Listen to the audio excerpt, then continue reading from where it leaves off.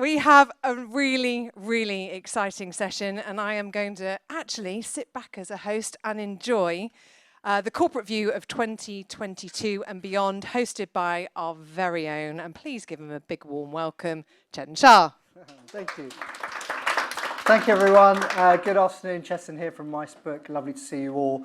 Couple of quick things from me, just to say the V Awards are taking place on the 1st of July at the Pan Pacific London, so please do get your entries in. You've got about a month left to get them in.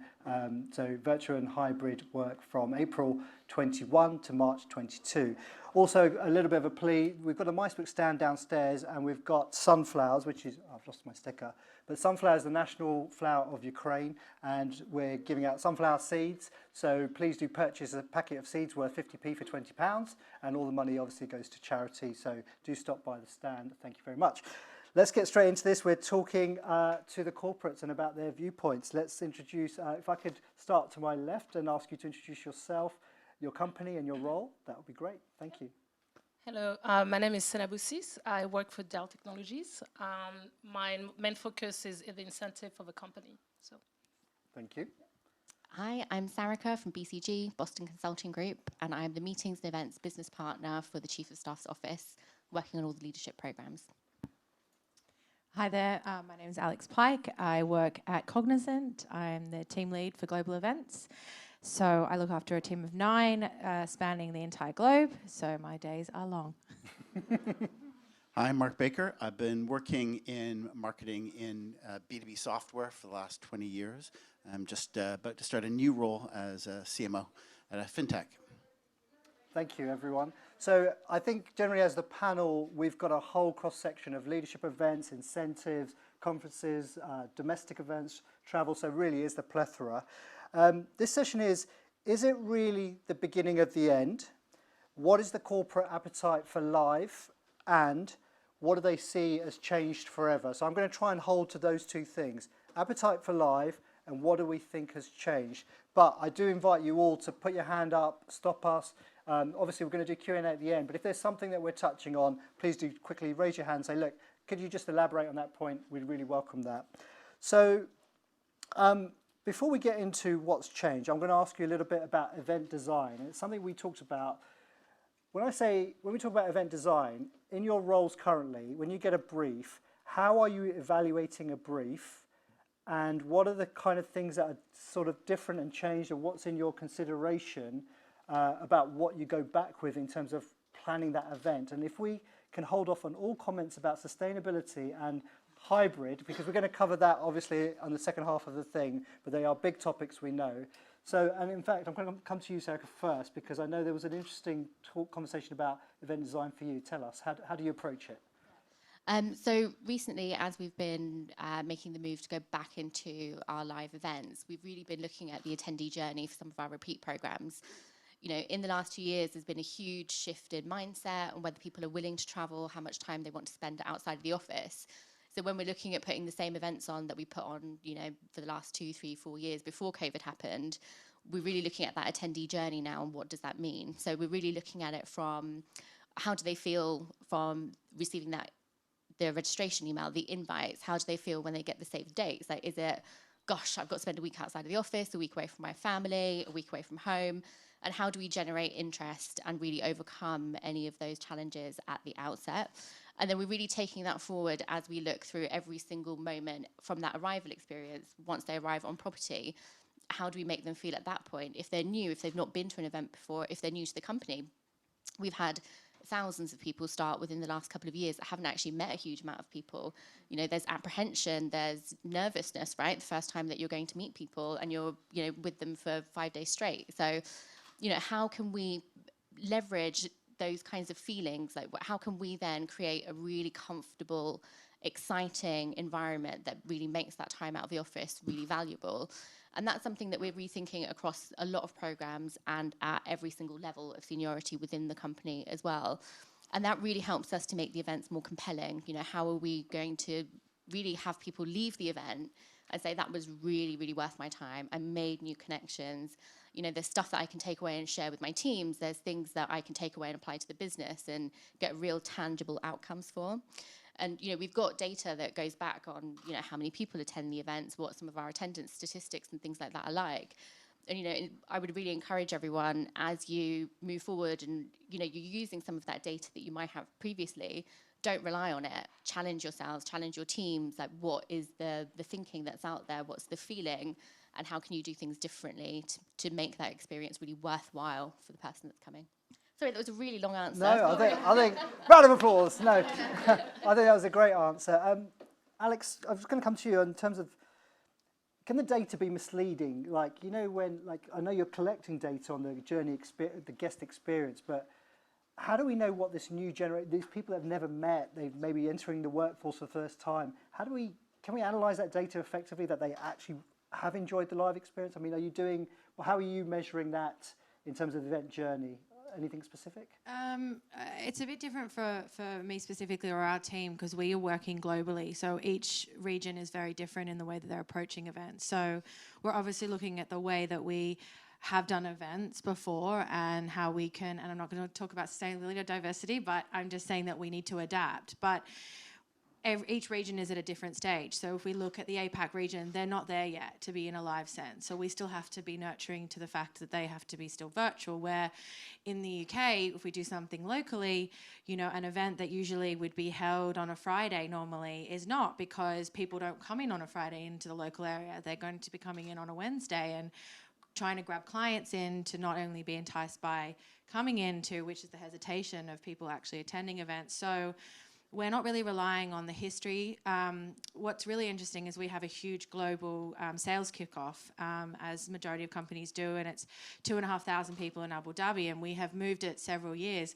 We're now looking at it going, is that actually the right viable thing to do, where we wanted to bring everyone together? Are we going to put it back into regions? So it's a bit different for us. We look at it more on a regional scale, and then we look at the past events, but I think they've all changed because we don't do the big lavish events anymore. We do the more sort of concentrated round tables, very direct conversations. Great. And Senabu, in terms of incentives, and how has that, when you're looking again about the event design, what's changed, or how are you re-looking at it? Or is it the same? Is it reward? Yeah, so very fortunate that it's like exactly the same. Okay. We're literally picking back up where we left because 2 years ago we had already the planning almost done. So really it's been picking back up. The hotels were great about giving us the space and the time and the contracts to push our events at no penalty for all the regions. So we're just literally picking back up. We just know that our incentive for our top salespeople at Dell, everybody's excited to go back, no matter the format. I think everybody's ready to get back to the incentive. So fortunate that it's just, it's the same. The only difference I will say is, for example, for Asia Pacific, Greater China, they're together. They used to be together, and now we have to split them. So now it's doing an event in China, an incentive which was never done, and using our partner locally to help us. So that's really the only difference. But other than that, it's literally just picking back up to where we left 2 years ago. Okay. And so last kind of point to you, Mark, in terms of event design, when you start your role, are you going to look at how you're going to evaluate things differently? I think there's more options now when you look at an event design and based on what the objectives of that event are. And so I think the trick is, if you may be running it for a single audience, just trying to do some reputation work, maybe trying to do some more detailed education, with small seminars, or maybe trying to do the whole lot and have networking and education and reputation. And you design the event, again, based on those audiences and what they need and what they want and what they're willing to do.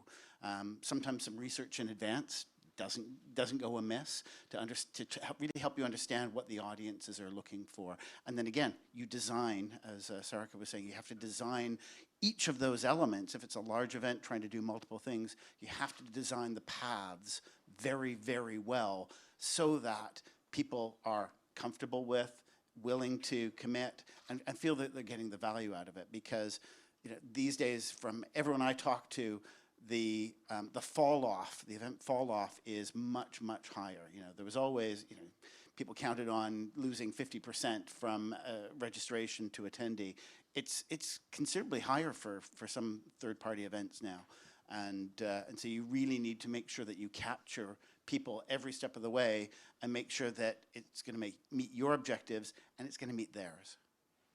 So if we're looking, okay, so if we're looking at generally, is it depending on region or the type of event in terms of the appetite for live? Are you generally finding that there is this great drive to go back to live, or is it dependent on, and if not, what's it dependent on? Who is going back to live and what type of events? Sandy, what you obviously all of yours are live, presumably. Yes, for the incentive, correct. Yes. Yes. The only adjustment is some of the we have to monitor which countries still cannot get out, right? So against China, we know that they have a quarantine of 30 plus days. So okay, we're doing an event in China, but definitely there's definitely wanting to go back to live. But it's just a matter of each of the, especially in APJ as well, they're not there yet. So it's just tracking where everybody is at, and some places will have to do a payout, some places will have to just adjust. So, but yeah, definitely all the regions are ready to go back to live. And you, Sarika?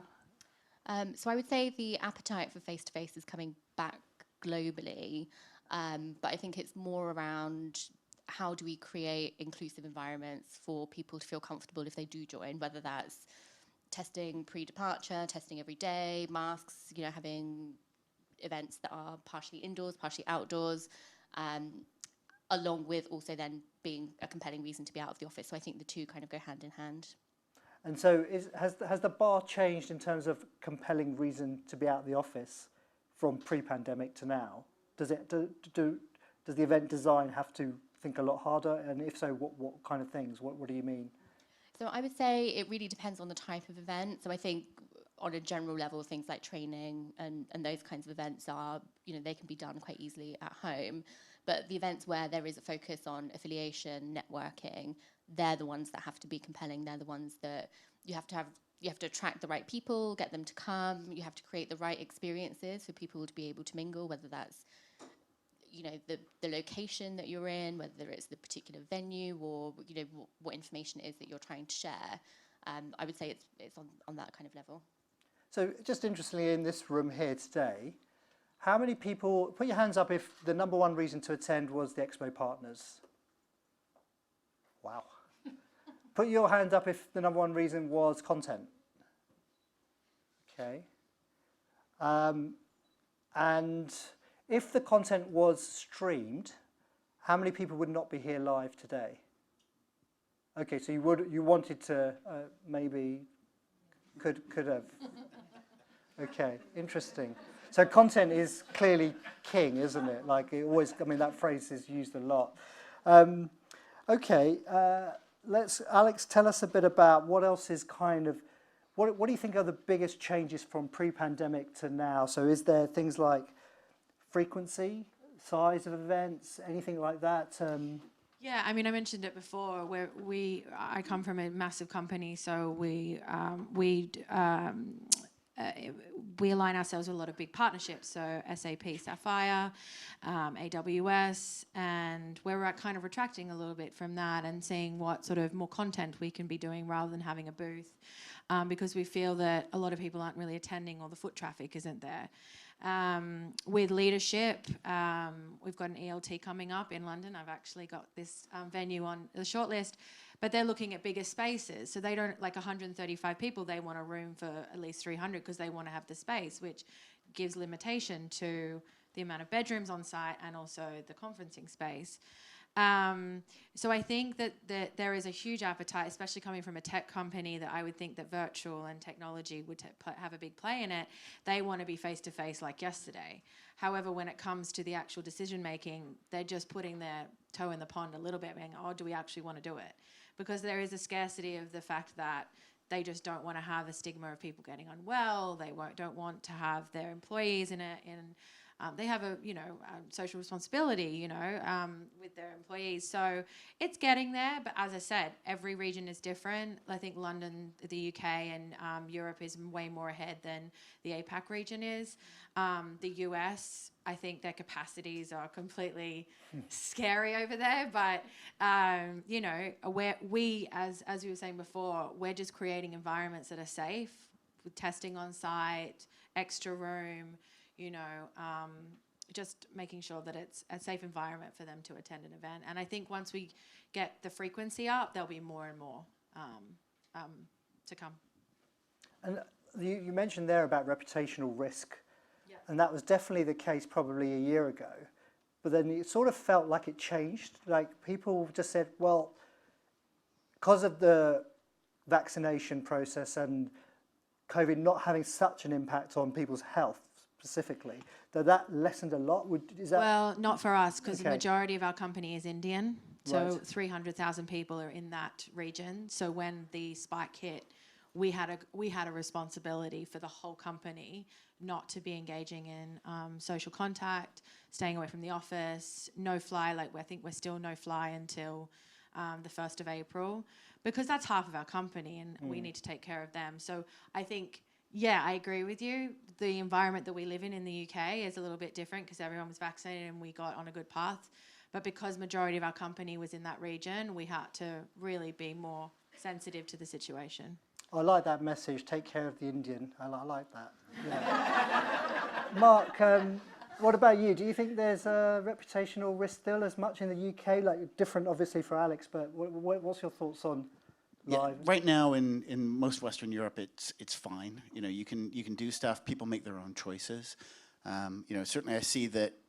I always work with salespeople, and for salespeople, it's always about live. It's the best time of their week if they can come to an event and have all their customers come to the event, and they can stay in a nice place and have some nice food and not have to travel around. And that is a huge driver for that, and so the whole reputational stuff just sort of goes off into the background in Western Europe. Yeah. The question for me is sort of alluded to, is how willing will people be to get on planes, and whether as Alex was saying, what you need to do, where we held EMEA events previously, will we now see more in-country, a larger number of smaller in-country events? I suspect that's going to be the reality for the next while. And so a temporary reality or permanent? Well, I guess we won't know, but what's your thoughts? I think it comes down to the companies. I think a lot of the companies who are running these events and sending people to these events are now sort of saying, well, yeah, we used to spend $2.5 grand putting on an airplane, putting you up in a hotel so you could go to this event. And we haven't been spending all that money for the last 2 years. Why would we start spending that money again now?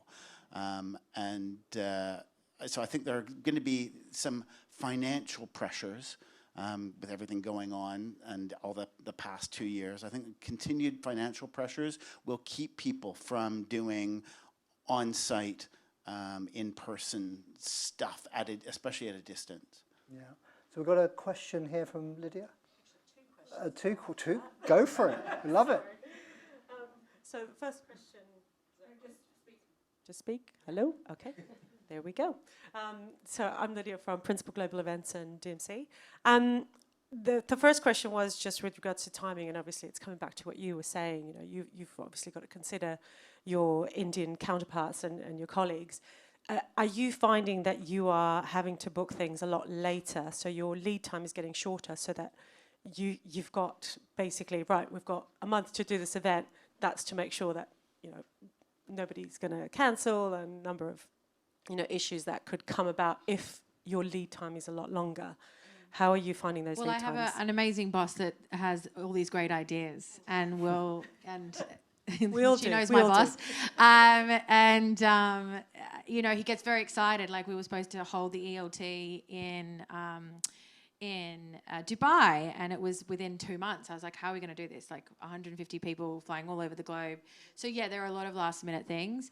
As soon as you do all that work, which you know the name of the game, you do the proposal and they're like, oh, actually, I don't really feel like it anymore.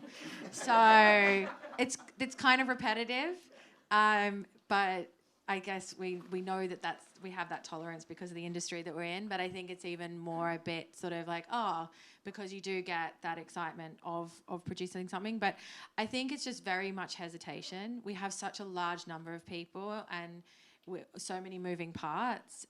So we just want to be sensitive with it. But yeah, it's a very short time frame, which makes our job much harder. But and ours. as an agency. Exactly. And also, like, what I'm finding is I'm on the back burner because I'm catching up with everyone that's been transferred from last year. So there's actually not much availability for me to tap into. So it's even harder for that too, yeah.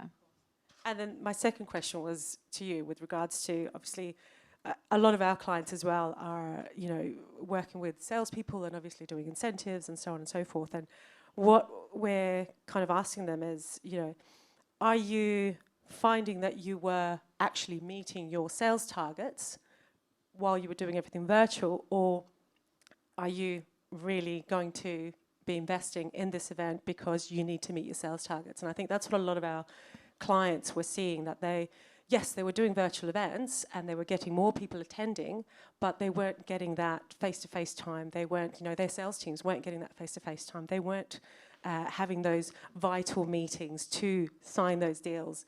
So they're all really keen to obviously go back to live, and a lot of clients started looking at it from that sense. Financially, it's actually better for us to be live rather than virtual, even though we had more people attend a virtual event.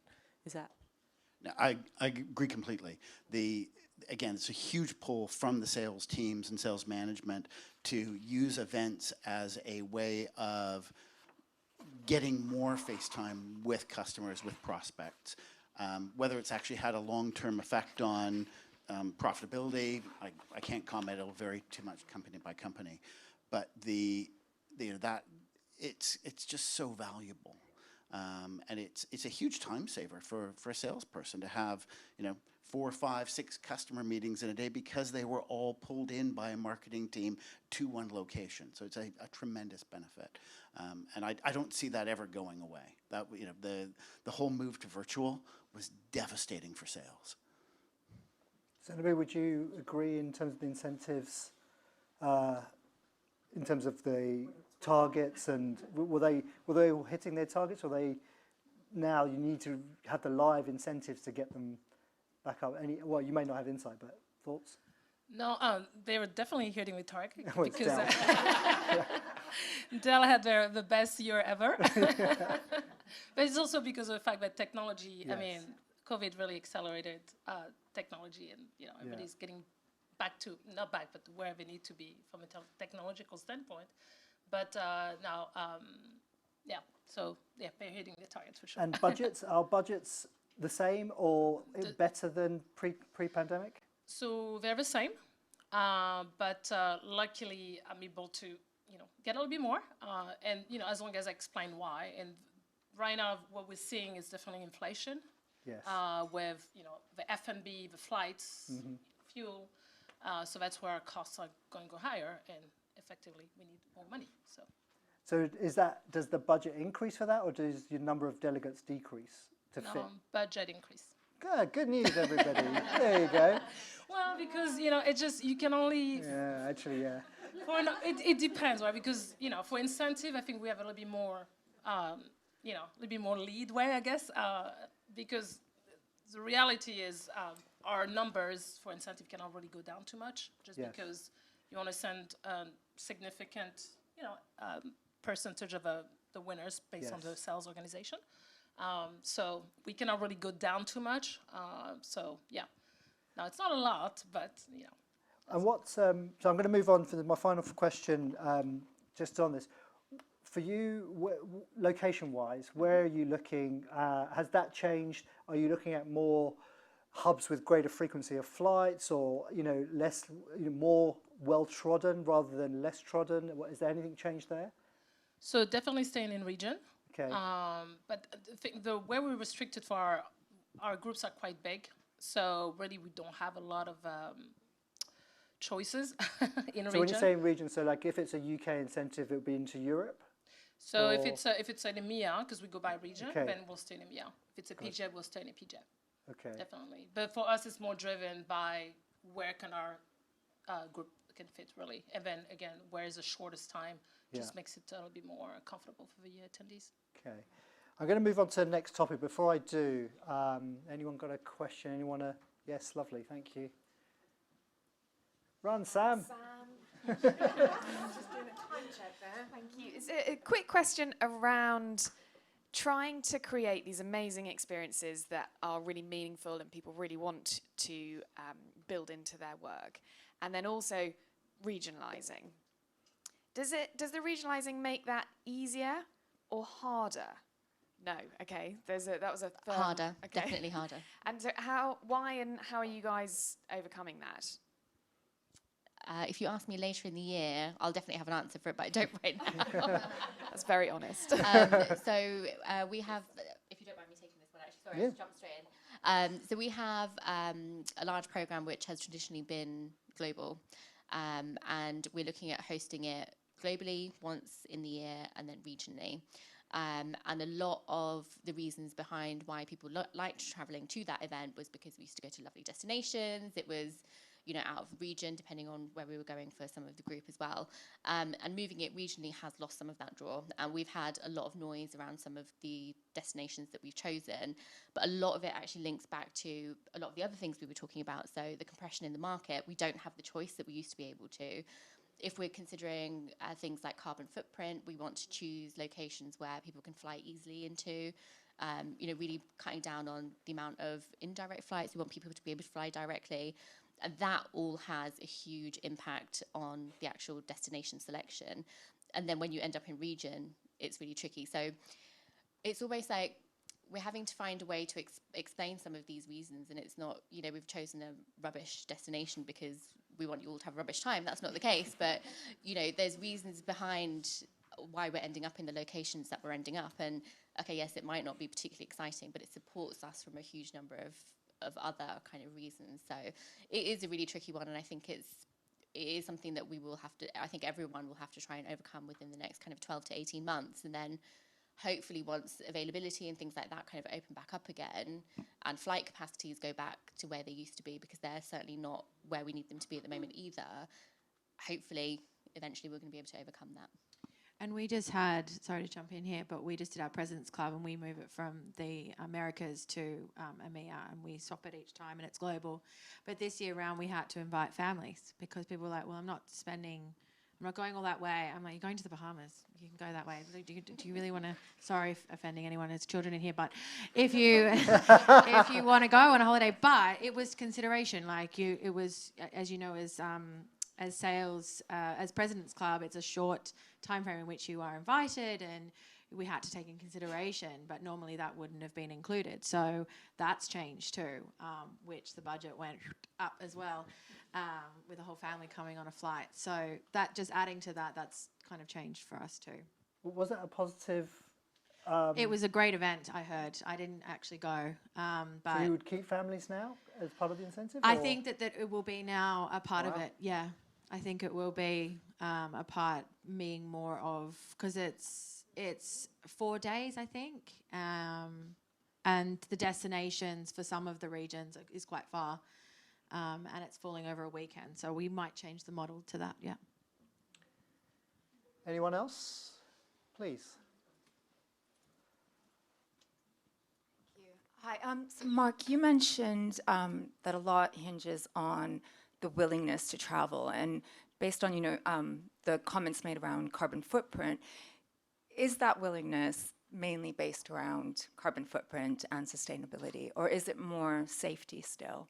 It's more safety, time, and cost than it is sustainability. And all the event people I know and marketers I know care deeply about the sustainability, but the things that are driving the decisions from a financial and organizational point of view tend to be more around the other areas.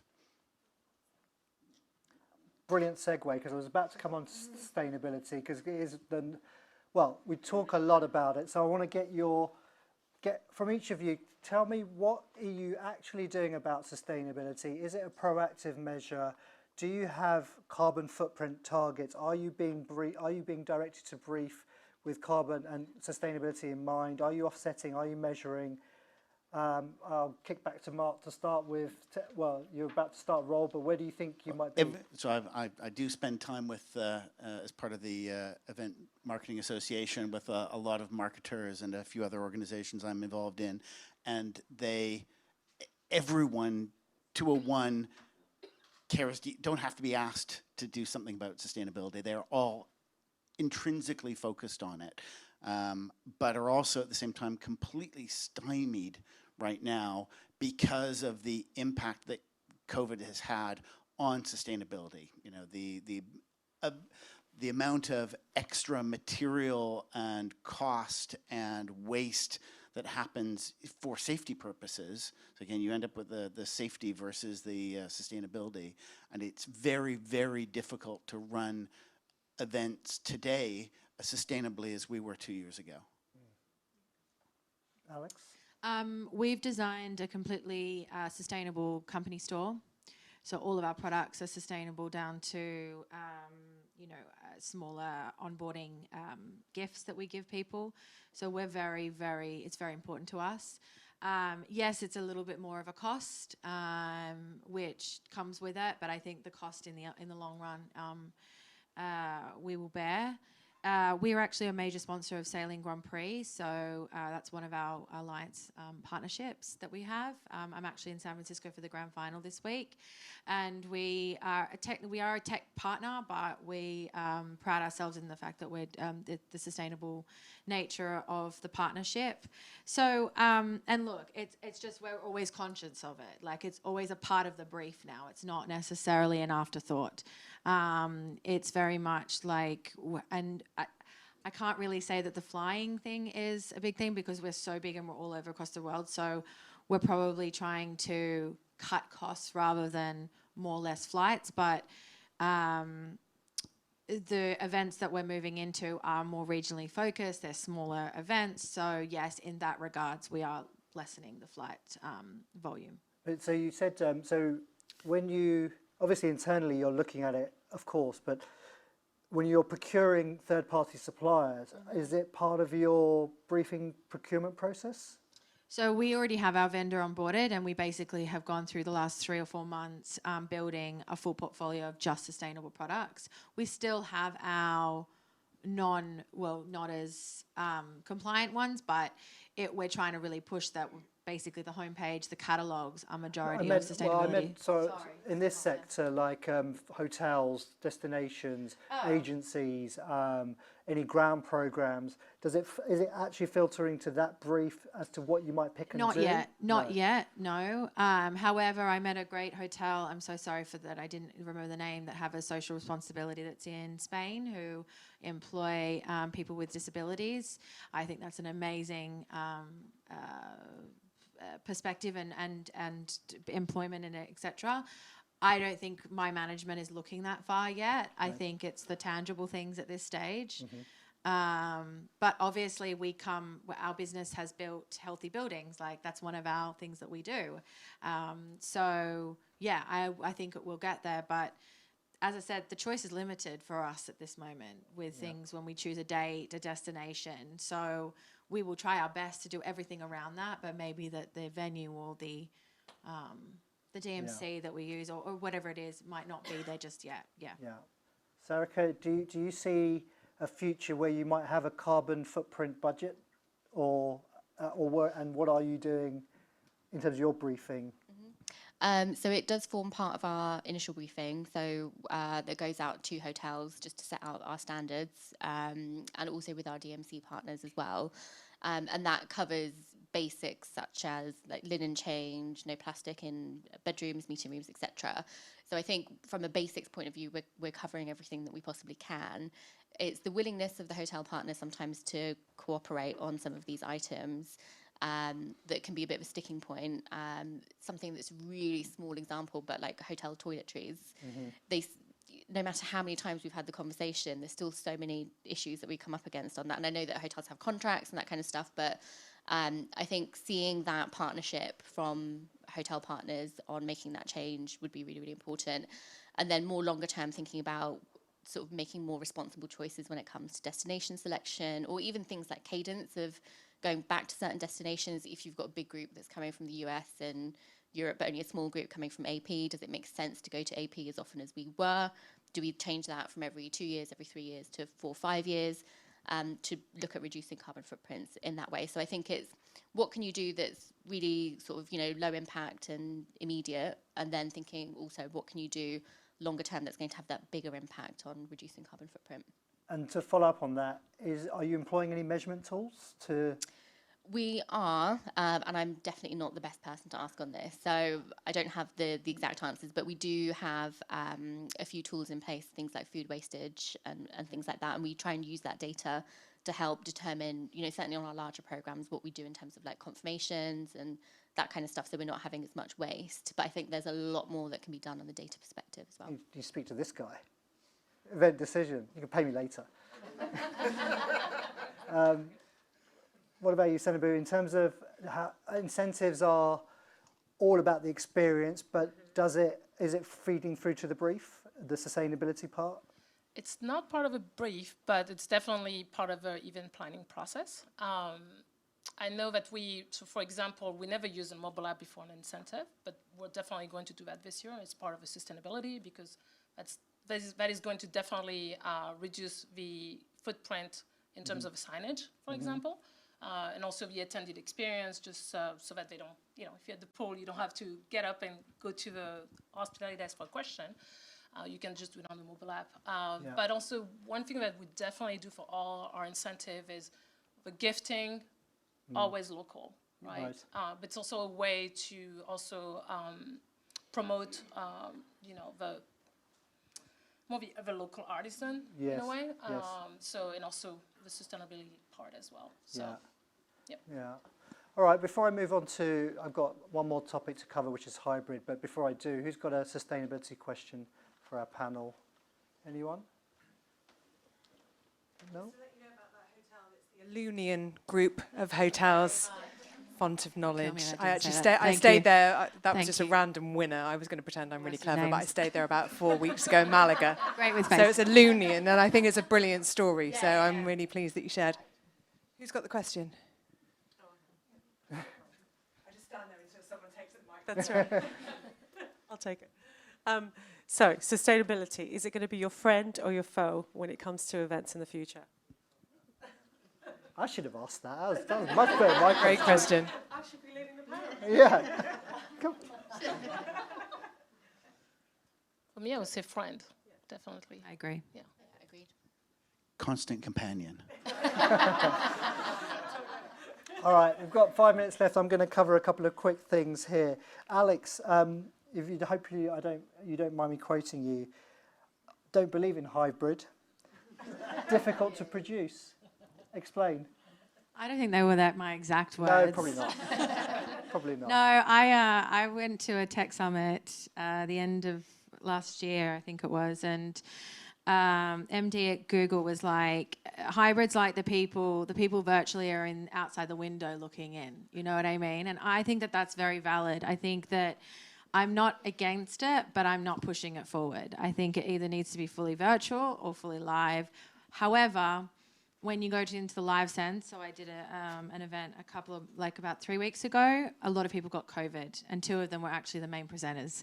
So we had to then adapt and put them up on screen and everything like that. So I appreciate that element, but trying to not completely build it around being hybrid, I just don't feel that that's necessary. Not disrespecting it, but that's just my personal views. I think that people don't have the same experience online than people in the room, but I also want to create the diversity there if people really can't be able to attend.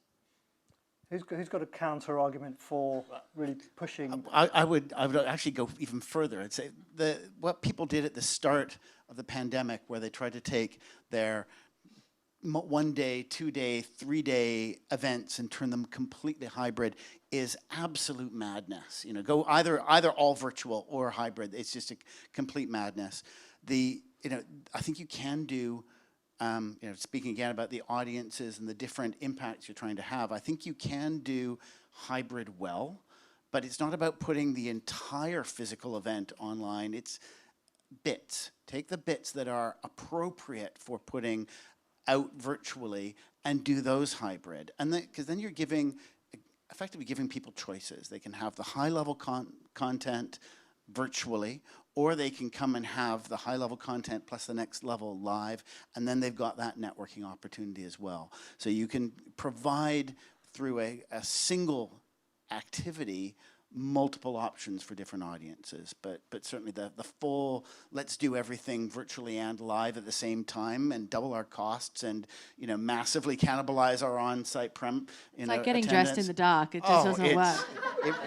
It is. You're just going to end up mixed up, looking a mess.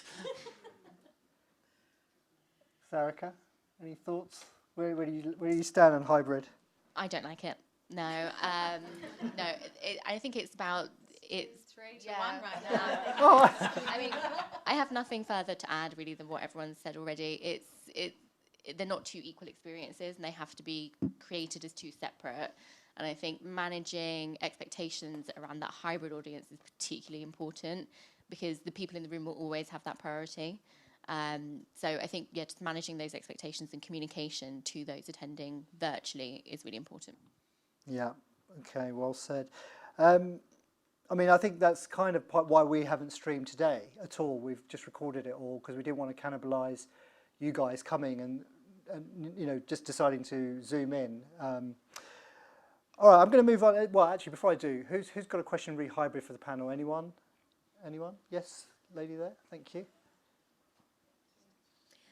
It was just really the only kind of benefit that I can see is the increased accessibility for people who can't or aren't able to travel. And I wondered whether or not in a world of increased diversity and inclusion that may be considered in the long term going forward. Yeah, definitely is for us because there were people that particular meeting was a global meeting and there was people in Australia that couldn't come. I think what we chose though is it was supposed to be a live event, and then when they did breakouts, the people could go offline, or we did the main plenary sessions very first in the morning so that other time zones could tap in.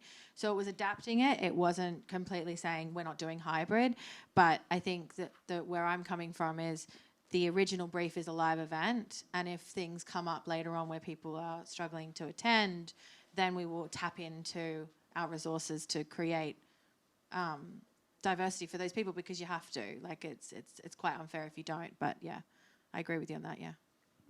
Okay, I'm going to move on quickly with a couple of quick things. So very quickly, Ukraine.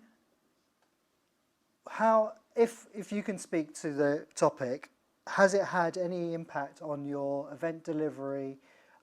Anything postponed? Anything cancelled? Anything materially affected your roles and the kind of work that's being placed?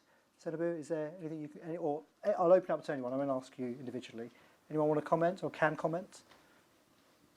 I mean, from my perspective, it has not so far impacted us. It really is just looking at our winners from Russia or Ukraine, finding an alternative. Yeah. Because, more than likely they won't be able to come on site over trips. Yeah. Anyone else? No, not for me. I think, whenever you end up with something like that, you end up with geographical limitations to events, but that's all I'm seeing. If you're not running something near there, it's not having an impact. Okay, so we're nearly at the end. I'm just going to ask in fact, I'm going to take a question. Anyone got a final question about anything at all for our panel? Yes, Lois. Just a comment with regards to the Ukraine. I was with a group from North America last Monday, and I was very shocked. They were saying these are operators and TMCs, and they were here in the UK from primarily New York, California, and east and west coast of Canada.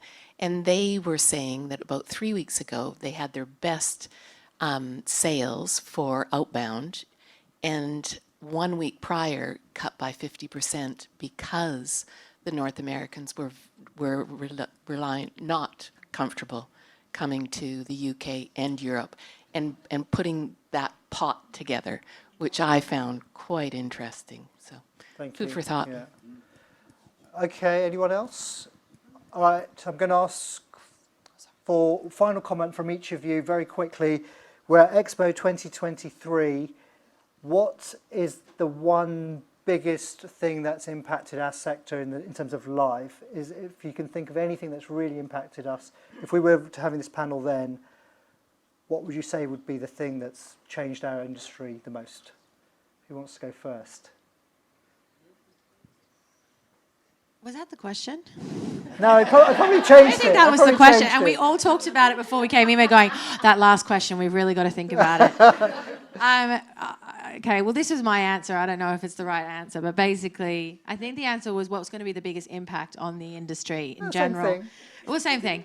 I wasn't in the last talk, but whoever was speaking before about the metaverse, I'm not really with it either. But I think it's, I'm not against it, but I think that what I feel strongly about, and hopefully we'll get back there with the, I know that virtual's never going to go away, but I think that the reason why I got into events is the authenticity of the smell, touch, taste, the contact, all your senses being just exploding into a situation. And that's the reason why I got in events 15 years ago. And I'm very proud of what we create and when you see people's faces light up. So I think the metaverse may take that away. I feel like it's a bit more of an isolation thing, even though you're in this amazing world. It just takes away the old school way of events. And I just hope that we can still have a balance of both. So, yeah.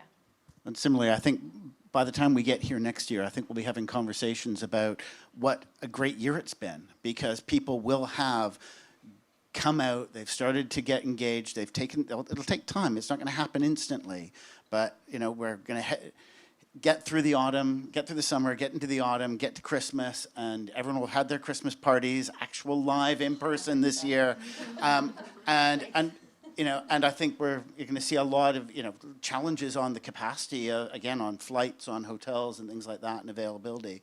And I think, and from everything I'm seeing, challenges in terms of staffing as well. I think we're going to be talking about that this time next year. Thank you. Okay, very quickly, got a minute left each, please.